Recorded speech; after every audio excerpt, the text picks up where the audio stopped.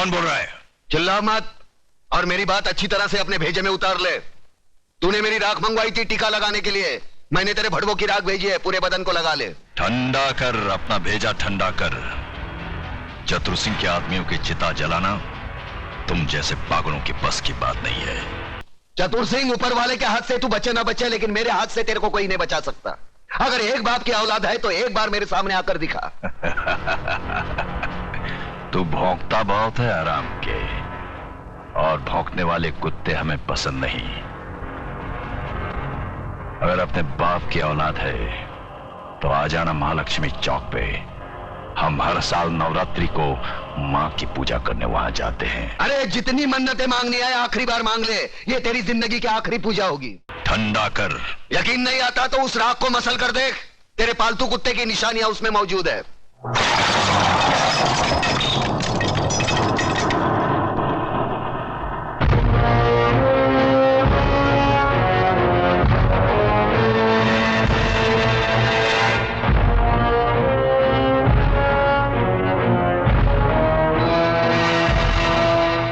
हराम के, तूने जलती हुई आग में हाथ डाला है। हम तुम्हें ऐसे जलाएंगे कि तेरे चाहने वालों को गंगा में बहाने के लिए तेरी राख भी नसीब नहीं होगी। अरे मुझे जलाने की बात छोड़, मैं तो तुझे ऐसी मौत मारूंगा ना तो तुझे जमीन नसीब होगी ना आसमां।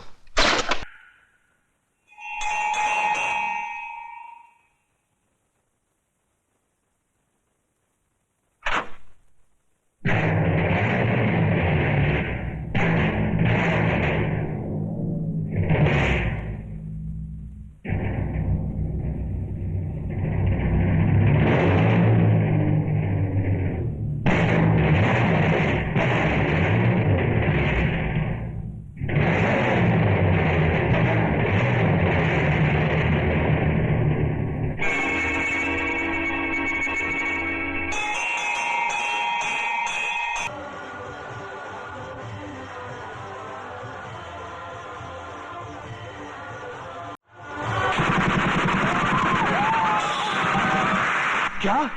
चतुर सिंह का खून? ओ खुदाया, ओरी बाबा, दादा का खून हो गया। किसने किया खून?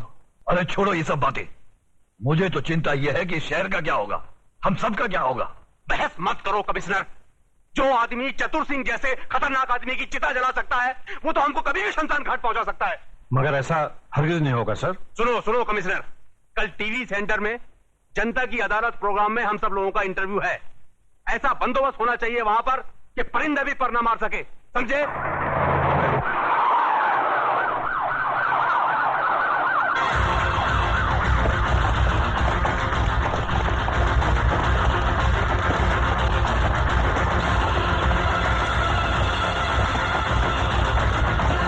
कादर, तो इधर है ना? Yes sir. पांडु जरा पीछे रहे।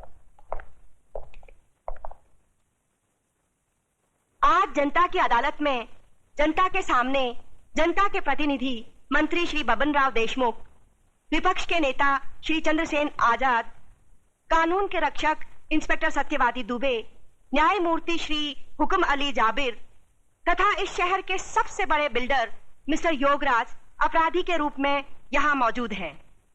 इन सब पर यह आरोप लगाया गया है कि शहर में जो हाल ही में दंगे फसाद हुए हैं, जो हत्याएं हुई थी, वह सब इनकी मिलीभगत थी।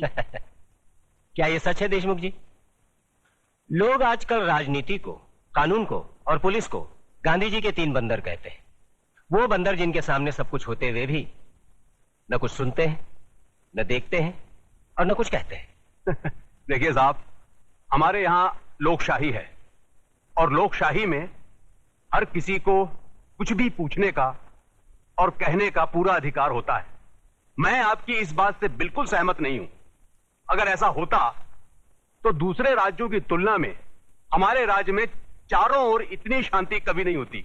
अगर चारों ओर शांति होती तो पिछले दिनों हमारे शहर में जो दंगे हुए वो क्यों होते? साहब ये सब विदेशी ताकतों का हाथ है, क्या करें। देखिए मंत्री जी, जब भी देश में कोई विपत्ति आती है तो हर मंत्री का आप ही जैसा जवाब होता है कि इसमें विदेशी ताकत का हाथ है।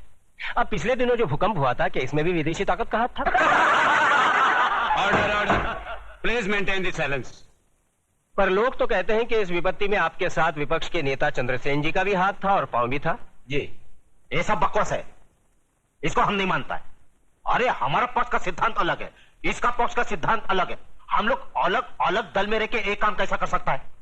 ये सब गुंडा लोग का काम है, बात करता है। चंद्रसेन जी बिल्कुल ठीक कह रहे हैं, ये तो पुलिस को बिना मतलब बदनाम किया जा रहा है। नहीं, ये तो आप कहते हैं, पर लोग तो कहते हैं कि जब दंगे भड़के तब दंगे वाली किसी भी जगह पर पुलिस सही वक्त पर नहीं पहुंची थी। अरे यही तो अपनी पुलिस की असली निशानी है, जब सब कुछ खत्म हो जाता है उसके बाद पुलिस आती है।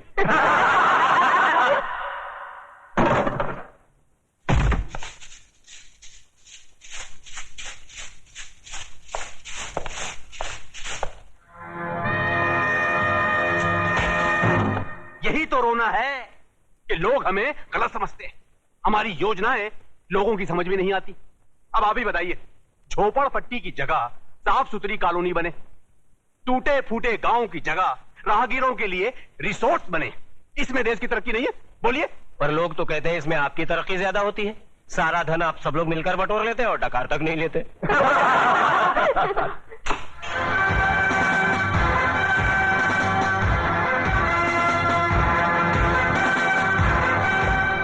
नेताजी और पुलिस वाले ने तो अपनी सफाई पेश कर दी। अब जज साहब, आप और योगराज जी अपनी सफाई में कुछ पेश करना चाहेंगे? ऐसे मामलों में लोग अगर कानून के रखवालों पर शक करने लगे तो फिर सफाई में कुछ कहना क्या? देखिए, हम ठहरे व्यापारी लोग, हम अपने धंधे में गुंडों का साथ नहीं लेते। गुंडों का साथ आजकल कौन नहीं लेता योगराज जी? अब तो माफिया वाले भी राजनीति में उतर आए हैं और आजकल नेता लोग भी अपने क्रिमिनल रिकॉर्ड की बुनियाद पर ही चुने जाते हैं। क्यों देशमुख जी, आप तो नेता बनने से पहले दमन से चांदी की स्मगलिंग क्या करते थे? देखिए देखिए, ये मुझ पर झूठा बेकार का इल्जाम लगाया गया है।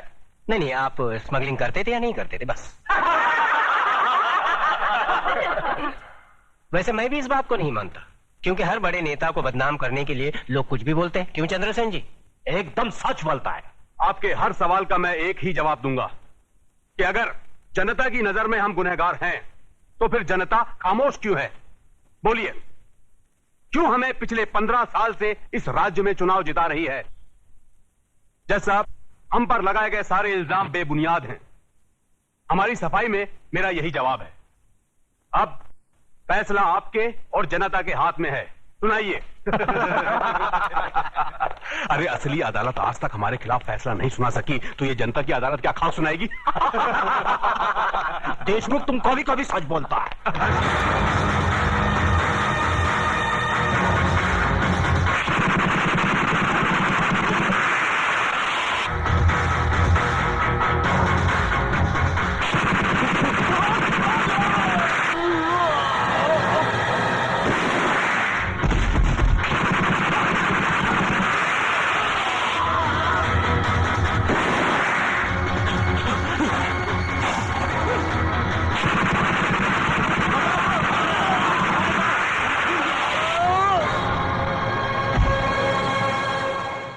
तुम्हें अपनी सफाई में कुछ कहना है? क्या कहना? जो करना था कर दिया, जो किया वो सोच समझ कर किया। अब कहना आपको है। फैसला सुना दीजिए, मुझे मंजूर है।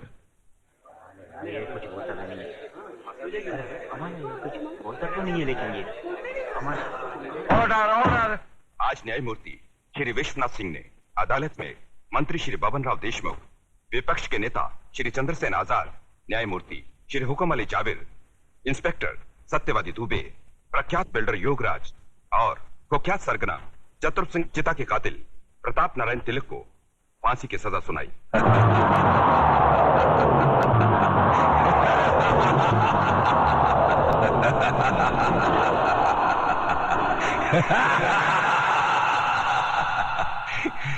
जिंदा आदमी के खून के इल्जाम में फांसी की सजा।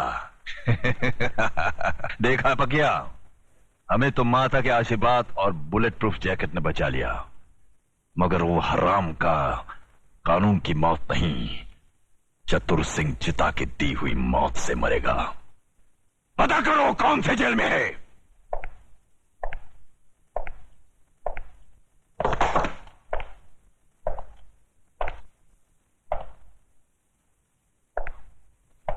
प्रताप, तुम्हारी फांसी का दिन मुकर्रर हो गया है।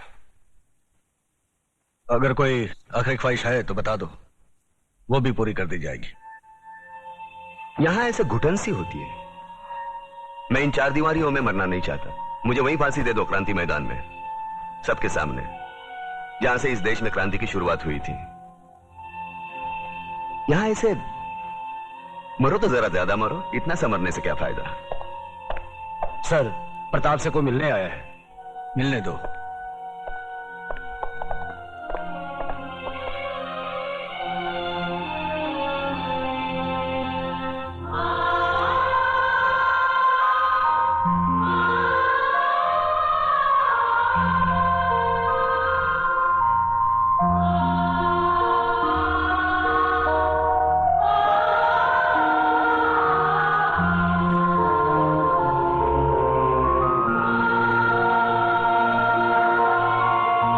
माँ, अरे बूढ़ी हो गई, बूढ़ी। रो काय को रही तू? नहीं रे, ये तो खुशी के आंसू है। सोचा था जिंदगी भर तेरा मुंह नहीं देखूंगी, लेकिन तेरे बारे में अखबार में पढ़ा तो रहा नहीं गया मुझसे, और मैं चली आई अपने बेटे के पास। कैसा है रे तू? बेटा, आज तूने तिलक खानदान के नाम पर सचमुच यश का तिलक लगा दिया।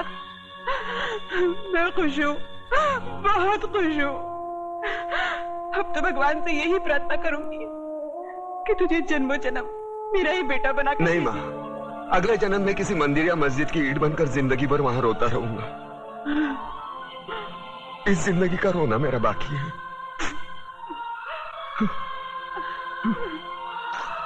दुख सिर्फ इस बात का है, मैं तेरे लिए कुछ कर नहीं सका। नहीं बेटा, तूने बहुत कुछ किया, मुझे सब कुछ मिल गया। तेरे दादाजी की आत्मा को भी शांति मिल गई। बस अफसोस एक ही बात का रहेगा कि तिलक खानदान का दिया जलाने वाला कोई नहीं रहेगा, कोई नहीं रहेगा।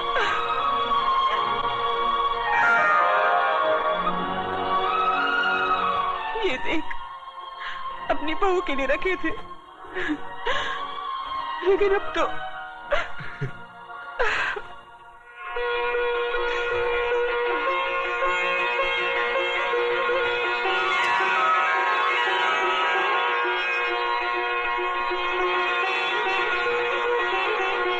माँ, ये कलम वाली बाई मेघा लिखती है, एक दिन के लिए हमारे खानदान की बहू बनेगी। सोच ले।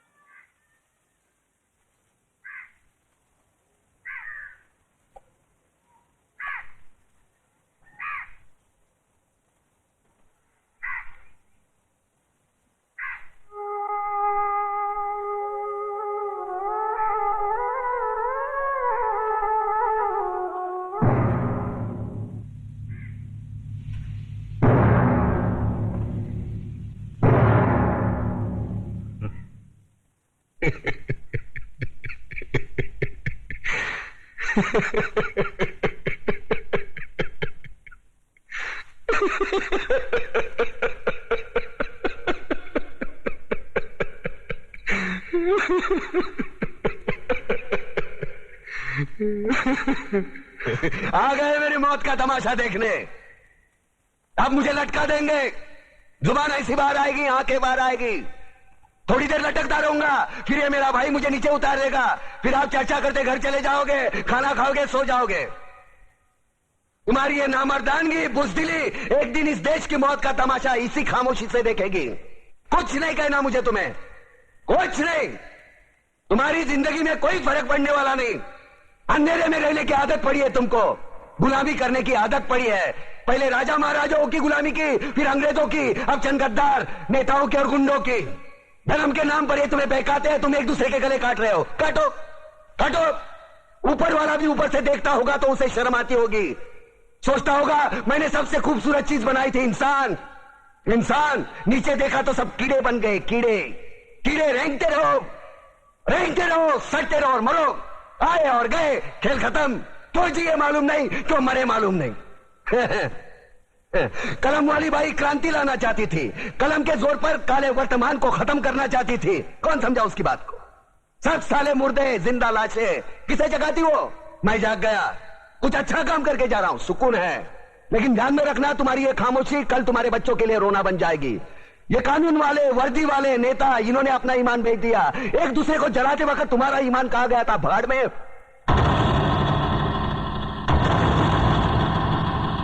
ये पिस्सू जैसा हमारा पड़ोसी मुल्क आने वाले कल में शायद अपने आप को दुनिया के नक्शे पर देख नहीं पाएगा। एक बात भूल रहा है, उनके घर में जो रोटी बनती है ना, उसका आटा भी विदेशी चक्की से पीस के आता है।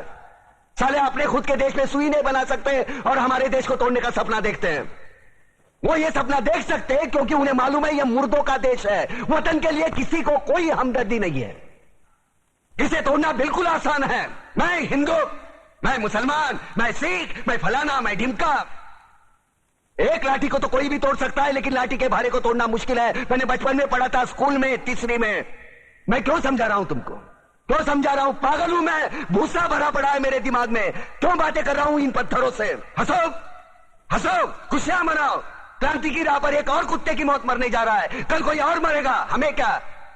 हम इसी तरह जीते रहेंगे, है ना?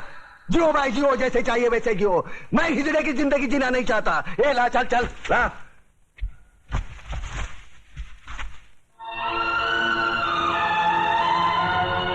ठहरो, ये फांसी नहीं हो सकती।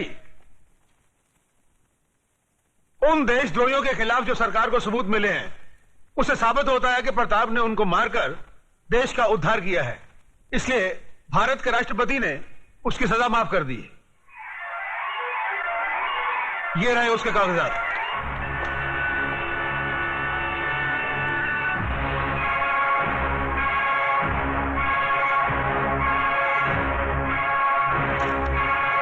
रोक दीजिए फांसी।